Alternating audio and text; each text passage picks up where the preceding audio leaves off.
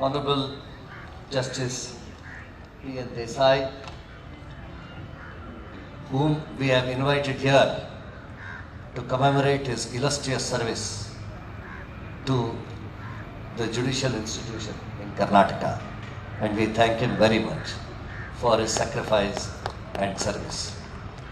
Honorable Justices of the High Court of Karnataka, Justice Hemalata, Amarananavar, Anchate, Mudgal, Basuraj, and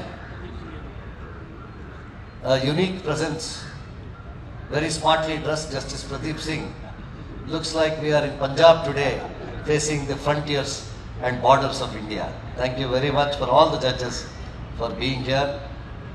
Senior Advocate Sri Ravi B. Naik, former Secretary of the Advocates Association Bangalore, Sri Puttegowda, former Treasurer Sri Shivamurthy Shanti Bhushan, Deputy Solicitor General of India, Sri Uday, Sri Rajshekar, various other dignitaries and directors of the bank, Nyayamitra Bank, directors of the Cooperative Society, members and directors of the Literary Union, and the Secretary of the Advocates Association Bangalore, Sri T.G. Ravi, Treasurer Sri Harish, Sri Yangappa, President of the Society, Vatsala, Vice President and Secretary of the Society, members of the Governing Council of the Advocates Association Bangalore. Friends, it is a pride to be an Indian. Let us always remember with deep faith that there can't be a better pride in this world than to be an Indian. India is a great nation. There are three things that have driven us from ages. Though as a republic we are 73 years old, from 5,000 years, from generation on generation, there are three things that have been given as soon as we are born as an Indian. These three things are Samskriti, Samskara and Satvikate. These three things are born with every Indian in this land, and that is why this nation is great. If we look at the journey of India from 1950 January 26th, when we formed the republic, for 73 years till today, the question is, how do we test the resilience, the future and the greatness of India? How have we fared in this long journey of 73 years? If we look at this long journey, we remember certain important aspects of Indian history. We drove out the Pakistanis and the Chinese in the wars.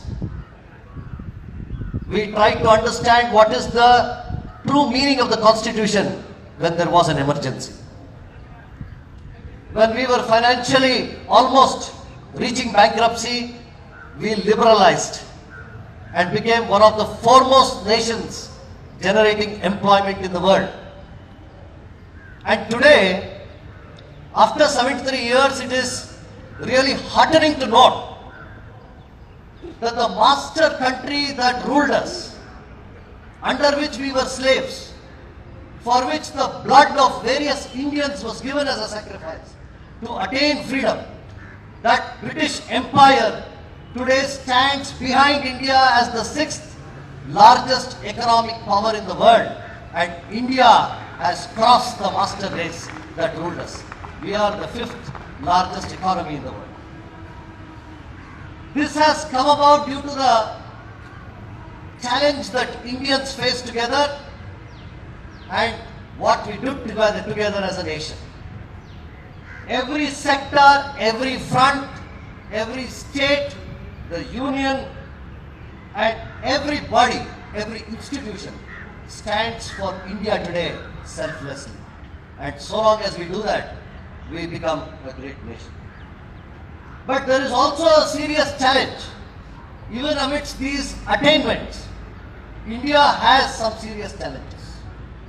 After 2 acts of prevention of corruption that came after we were declared a republic, India has not eliminated corruption, which is a sin, and for which all the three institutions today that govern this country, the legislature, the executive and the judiciary, will have to look inward. The people of this country are delivering, and we have to deliver in eliminating corruption. I hope we stand to this test. Also there is hunger, also there is poverty. The long journey of India will not end. It does not end at 73 years. Neither will it end 1,000 years later. It will end when one day we eliminate corruption, we eliminate poverty, we eliminate hunger. Therefore, on this day, I take this occasion to remember that this country was born due to the blood of great people who sacrificed their lives. Shivaji, Jhansi, Ram Prasad Bismil, Bhagat Singh. There are millions of such heroes who gave their lives and blood to this nation so that we might be free, we Indians might be free. Therefore, today is the occasion to remember the lives of these great people. I end by saying that the spirit of India will never die. We don't know 5,000 years ago who created or discovered the spirit of India. What was in the mind of those great forefathers who created the spirit of India? But India will live eternally. Even 1,000 years after foreign subjugation, India has lived. Therefore, India will live eternally. This is what Vivekananda and Aurobindo say, that India's life is eternal. So long there is an earth, till then there will be an India. Therefore, friends, the dream of Vivekananda and Aurobindo was something greater. That great dream was that India will one day become the spiritual guru of the world. India will become a Vishwaguru. Let us strive to attain that. The spirit of India is captured in the efforts of a humble parwala or a cart vendor trying to live his life in poverty without blaming anyone and trying to merge himself in society. That is the spirit of India. Let us take this forward.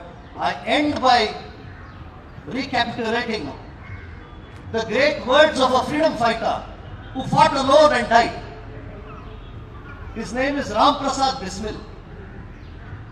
And before he was hanged by the hangman, he writes a poem in the jail. And that shows his devotion and dedication to this country.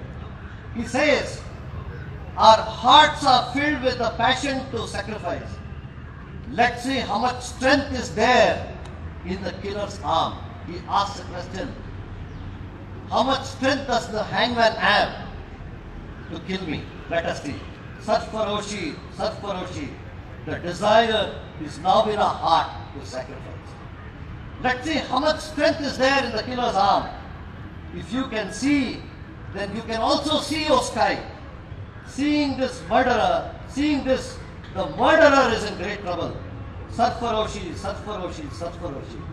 We will write our story with our own blood. Friends, with this spirit, with this dedication to sacrifice for this country, I believe that India will move forward as a great nation. Thank you very much. On behalf of the Advocates Association, Bangalore, I thank everyone. Thank you very much.